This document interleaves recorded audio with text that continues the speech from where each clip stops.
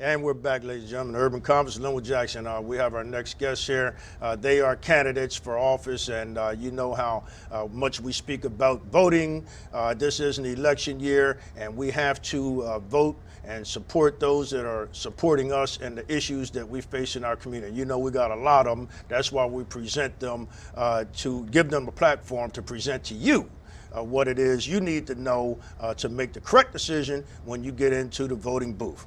I am pleased to have on the show today Mr. James Burton. He is a candidate for state representative, and he brought his family with him, and they'll be speaking as well. I'm going to ask him a few questions because this is a family affair. And we also have a Wilmington City Council at large candidate, Mr. Sam Guy, joining us today. Gentlemen and ladies, welcome to the show. Thank you for having us on. Thank you. And also they are NAACP family as well. So I just want to get that out there right off the bat. We did put our candidate statement up on every show as usual, so y'all know where we at with that. James Burton. Yes. Tell us about your run. Let me say thank you, Mr. Jackson, for having us on your show this afternoon. And let me say also, when you say family, which is true, I have my wife here with me and my nephew as well. And they've been supportive of me throughout my campaign. But my purpose of running is that we need to bring a change to the 15th district. 15th district covered on the Bear, Glasgow, St. George, and Delaware City area. And we need to bring some change for the people themselves who often talk about change, but now it's an opportunity to really bring about change. That is giving me your vote come September 13th.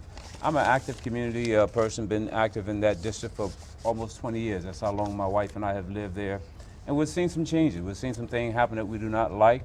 But I know that we as a community can come together to bring about more stability within that area. And that is why I'm out there running. And I know that it's a challenge for me as well as in terms as to my incumbents who I'm running against. But let me say this to you. In order to make about change, we have a great democracy here in our country, a great democracy here in Delaware. In order to bring about change, we got to get out and be part of that democracy. And how that can happen, September 13th, 15th District. Please, voters, vote for James Burton. Let me say that this campaign is not being financed by no one other than myself in terms as to support. I'm not here to seek financial support. I'm here to ask you, those who live in the 15th district, vote for me, James Burton, to be the next state rep. But also, if you don't have relatives, if you don't live there, if you have relatives who live outside, make sure they're aware that James Burton is running, and hopefully they vote for me as well. All right now. Now, what are you going to do? First thing you get in as state representative, what are you going to work on first? First thing I'm going to do, I'm going to thank my Lord and Savior Jesus Christ for getting me in the position, because technically it's a challenge in order to get there. But there's some things in terms as to criminal justice system we need to work on, and more specifically in terms of Colonial School District, we need to work in terms of strengthening that, because truly I believe in terms of education. That's why I have my nephew here with me, who just to say to the people that we look at President Obama and as to how he elevated himself to be ways that, well, then we want all our young people, not just in terms of the African American, but all our young people to aspire to higher heights. Because in order to get there, you have to have education. In Colonial School District, there's some work that needs to be done. And I feel that once I'm elected, if you vote for me, then we can get that done by helping all of the people in the 15th district, more specifically our young people in terms of education. Right, and with the education, what about the crime throughout the state? You'll be representing the state, correct? Right. And so how do you plan on addressing the crime element? I've noticed since we moved there, we've had an increase in terms of crime, and I plan to address that across the board in terms of working with other state representatives as well as in terms of senators in terms as to how to deal with crime. I see that Mr. Guy is here with me, but back in the day we used to have a meeting at Kingswood Community Center just to address the crime within Wilmington. I said at that particular time, if we don't deal with the crime in Wilmington, then eventually it'll come down to Bear and other areas, and we're seeing that happen. So how do we do that? Collaboration, negotiation, engaging with other law enforcement agencies, engaging with other community, and organizing communities so you know who your neighbors are. Because most of the time, if you know who your neighbors are and if there's something going on, you can communicate with them, you can share with them. So that helps to offset some of the negative. So what we have to do is come together collectively and look in terms as to where we're headed in reference to this crime issue. So therefore we can resolve this issue. Because technically, no one is born a criminal, but it's just a matter in terms as to how we evolve to who we end up turning out to be. And that is all based on growth and development, based on your environment. But I think if we have a wholesome environment, work with our young people, get them started on the right direction, then that helps to eliminate the crime. But we must also support our law enforcement. I retired as a state parole officer in Pennsylvania, working up there roughly about 26 years. So I know what law enforcement is all about. I put my arms around police officers because some of them are my best friends. But then there's ways to go about how to make sure that the community is safe. And we must come together as a community in order to do that. We have about roughly 60 community development in the 15th district, but we're really not engaging with each other. So it's easy for someone to come and perhaps do something within a development who might not live there and then not shared across the board with other developments to try to offset that. But once we organize, once we're working together, we can resolve those issues. Well, I'm glad to hear that. I agree 100%. And working together starts with the family, and you have your family working with you. I do. I know you guys been married for a long time now, and I want to congratulate you. I think it's 30 years. 32 years. 32 years. I'll let my wife tell about that, yes. Yeah, tell us about it. How it must be going pretty good. Truly wonderful. What's the secret? So blessed. I guess we listen to each other and we try to support each other in everything that we do. We've just been at it for 32 years. It's been wonderful. Is this your first campaign? Have you campaighed for office before, Miss Burton? I've never. I mean, as a family, family. Yes, my husband has a couple times. And a lot of work. Yes, it is a lot of work. It involved the whole family. How many children do you have? Well, my husband has 2 daughters. I don't have any children myself. And tell us about the young man sitting next to you. This is our nephew, Kobe Garant. My name is Kobe Garant. My uncle James Burton, he's running for state representative, 15th district, and I hope you vote for him. All right, now you helping him with the campaign? Yep. You passing out flyers and stuff? Yes. All right, good job. Yeah, Mr. Sam Guy, going on down the line, buddy. You heard what Mr. Burton said about working with the city, how we need to work together and all. Tell us about your campaign, Mr. Sam Guy. First off, introduce yourself. I know you're a talk show host. You're like in city council, 3rd man in line. You was the 2nd man in line. Former state president, on and on and on. You got so many titles, attorney, military man as well. How would you introduce yourself to my audience? The way I'd introduce myself is I'd tell them, first of all, my name's Sam Guy. I'm running for Wilmington City Council at large. I'm an attorney. I've been a member of Wilmington City Council in the past. I've chaired the Education Committee, the Judiciary Committee, the Census Complaint Committee. And I think first and foremost, I'm a change agent. That's what I do. I use my knowledge, skills, and ability to bring about change. My educational background, I have my bachelor's from Delaware State. I have 3 masters from the University of Delaware, a law degree, and an MBA from the University of Rochester. So in dealing with legislation, there's no component of any government that I haven't had experience operating and educational training to go along with it. I used to be the attorney for the Wilmington branch NAACP.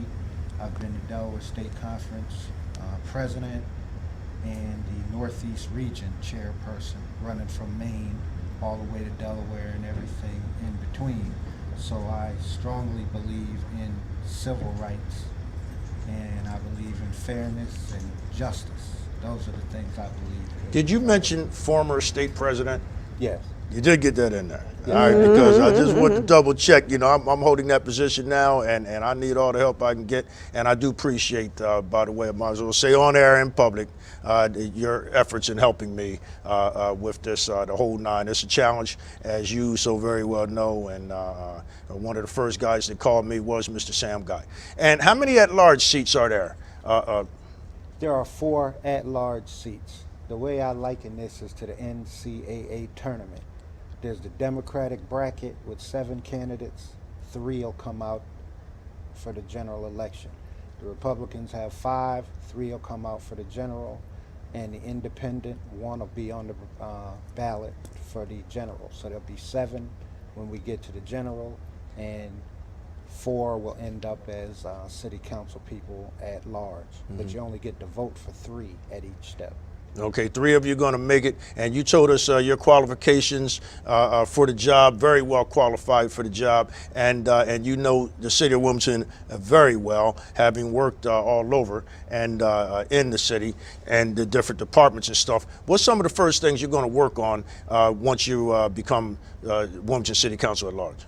One of my biggest priorities is to really get the city organized to help bring about the port expansion that's on its way. Economic development is critical, but it needs to impact everybody. And so if we spend over $600,000 or more building a new port, that's money in our economy. Then once we operate the port, we'll have new jobs for longshoremen and teamsters, and that'll help with a lot of the social issues. So that's the first thing on my mind, is to get the jobs rolling, but then simultaneously work on the education of our children, because their educational opportunities are crazy with all of these 4 districts in Wilmington, and also having activities for young folks to be able to engage in. Well, you know, we do have a very high school dropout rate across the state, particularly in the city of Wilmington. I believe it might be lower than 60% now, but whatever the number is, it's still high. And so I don't know if city council or state representatives can impact the education directly, the education system directly or not. But I would like to personally work on lowering the high school dropout rate. I think it's 16 years old, a kid can come home with his parental signature and drop out of high school. Is that correct? Yes. Let me say this to you. I personally, and I know that we can as a state rep, and I know the city council can as well, what we have to do is take a more proactive approach in terms as to how we work with our young people. If you can take my nephew Kobe, I mean, he has all the latest technology in terms of iPhones and things of that nature. Well, when our children go off to school, they need to be supported the same way. If not, then you're sending a child off to school to be educated in an antiquated way, which means that based on today's technology, they're not given it. So therefore, in the classroom, you're really not learning. It's more or less, I guess, they're trying to correct you or whatever the behavior might be. So how often will that child go to school if there's nothing there to help to entertain them? We have to make sure that we are entertaining our children with academics that will help them to move forward and have that kind of communication. I have that all the time. I used to be the director of Kingswood Community Center, the school there, Kingswood Community School, alternative school. And let me say this to you, I can say that my attendance rates were always at that level because, number one, I supported the family, I supported the students, and I was engaged with the family as well as the student. We know there are some home problems, but then too, being involved in academics as teachers, as principals, as state rep, and as city council, we have to make sure we stay involved with that. Once we get elected to these positions, it's not a thing that now I'm in, that I move on. It's not that kind of way. We have to continue to extend ourselves to the community and make sure that we're supporting them in terms as to what their needs are. If it's academics, if it's job, if it's law enforcement, if it's those kind of issues, we have to be proactive. That's why they voted us in these positions, so we can be on the forefront as to where they cannot be. We're there to make sure that the voice is being heard. In order for to deal with the dropout rate, I mean, I see young people all the time, and I just shake my head and say, hey, why aren't they in school? Because we have a system that need to reach out to them, need to extend their hand to them. When I see young brothers outside walking with their pants down, I stop and talk to them. Because guess what? I want to engage with them. And 9 times out of 10, they engage with me and they end up pulling their pants up. Because it's just a matter of respect. Respect us, respect them as to where they're at, and guess what? They give respect back. It's the same thing with academics. Support the child, the children as they come to school, and once they get there, then guess what? They'll stay there because there's something there for them. It's just like you and I. If we go out to have a good dinner and the food is not that great, we might pay for it, might leave it, we're going to complain on the way out, and guess what? We're not going to go back. Yeah. Absolutely. Mr. Guy. Yes, those things that he says, they're accurate. We do have to reach out. When I was a city council person, I created something called the Educational Advocate Program. And what we did was we had a professionally trained person who would represent any child facing expulsion, because most children, once they get expelled from school, they never come back or they're 2 years behind. So we saved about 40 kids per year with that program just by leveling the playing field. So we kind of institutionalized like a public defender's project for Wilmington children. I've taught myself for 7 years. I've taught the children of Wilmington at Bayard and at Glasgow. And so I've been in touch with them, and I was awarded an award by the Delaware Center for Educational Technology for excellence in implementing technology in the classroom. And through technology, you can get kids to engage in ways that they normally wouldn't engage and still teach them the same math. And so we have to use all of the tricks that are available to us, or else they'll go to Sega or whatever those video games are that they play, Xbox. Well, we can do that same thing through technology and get them engaged with mathematics and other subjects.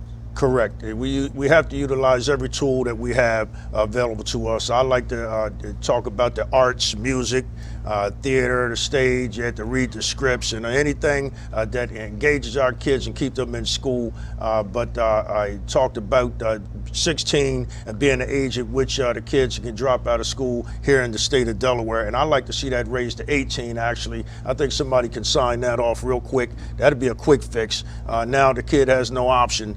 We know from grade 1 through that they are going to go to high school and complete at least their basic education. We all know that they need just to get a start.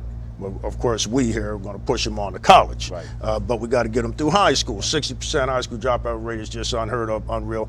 We are obligated as parents to support them, feed them, clothe them, and do whatever we have to do to keep them there. I agree wholeheartedly. Mr. Burton, how can our listeners help you with your campaign? You taking volunteers, or you need donations? I'm taking volunteers. You have a website? There's no donation. I don't have a website. I am on Facebook, and I have an email address, jamesburton72 at verizon.net. But let me say this to you, Jay Burton, what I want you to do is really please tell your friends, your relatives who live in the 15th district, or you might live in, who knows, Delaware, you might live in New York. Let them know that James Burton running for state rep. I'm funding this with my funds that I've saved up from the last time I ran, so therefore I just need votes. I need for people to come out and really vote. Let me say this to you, and I'm a true spiritual kind of person. I go to Bethel AME Church down with Pastor Beeman. There's an old song, and plus this also in the book of Peter, that it might not come when you call him, but he's right on time. Well, we've been calling and asking for a change. That change will come about if you vote for James Burton on September 13th. Because guess what? You've asked for a change, you called for a change, you prayed for a change, so let's make that different come September 13th. All right, now, Sam Guy, you've got 2 minutes, buddy. How can people help your campaign? The key thing I need is for people to vote, and specifically to remember to vote for me. The city of Wilmington is going to be a circus on September the 13th, because there's probably 40 or some people on the ballot. The streets are going to be flooded with money going to the polls. Folks are going to be paid to work. But while folks are there, there's going to be this thing called the at-large race, where nobody's going to be paying you to work. None of the candidates are the rich candidates with all the money, but you're going to have to pick somebody. And I just ask you to remember that I'm a proven performer as an attorney and former councilman at large. But the most important thing is all my work product over the years show that I care. So I just need you to vote for me with one of your 3 at-large votes while you're dealing with all of the other business that's taking place. All right, folks, you got it. You heard it here. We need you to get out and vote September 13th. 2016 election, it is vital that you get out and vote. Yeah, Black Lives Matter, but Black Lives Vote. Votes matter most, all right? Well, more, most, whatever. You got to get out there and vote if you want to change the situation that you're in. These guys couldn't have said it any better, these guys and gals. By the way, I love your flyer, man. You got the family up in there, you know what I mean? And that's it for this this show, ladies and gentlemen. Tune in next week, and thanks for watching. Thank you. Thanks for coming on. Appreciate it. you. Thank you.